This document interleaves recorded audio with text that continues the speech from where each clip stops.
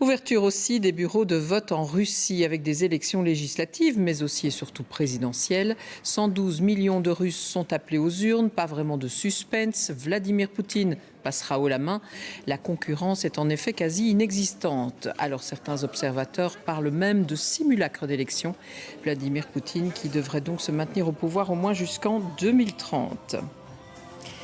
Et parmi les électeurs, eh bien, il y a des jeunes qui n'ont jamais connu que Vladimir Poutine au pouvoir. Il est en effet l'homme fort de la Russie depuis 1999 et c'est la 5e fois qu'il participe à l'élection présidentielle.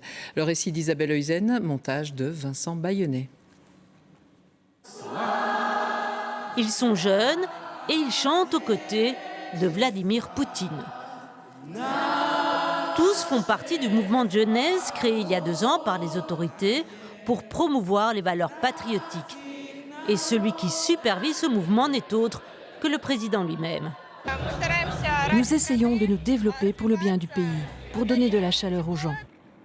Ceux qui sont nés après 1999 n'ont connu qu'un seul homme au pouvoir. Pas étonnant dès lors qu'on les appelle la génération Poutine. Une génération qui a été biberonnée au patriotisme. En septembre dernier, un nouveau manuel scolaire d'histoire a été édité. Il justifie notamment les événements en Ukraine. Pour Amnesty International, c'est une tentative dangereuse d'endoctriner les futures générations. Mais les familles interviewées ne voient pas les choses de la même façon.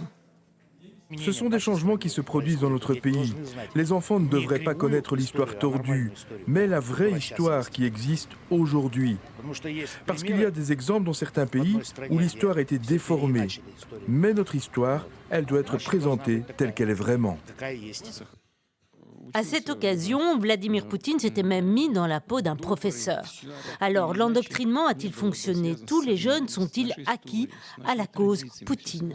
They learn to conceal their thoughts. They learn that you should be. They learn to be cynical. They learn to say one thing and think about another. Et ce n'est certainement pas demain que ces jeunes devraient connaître un autre homme à la tête de leur pays.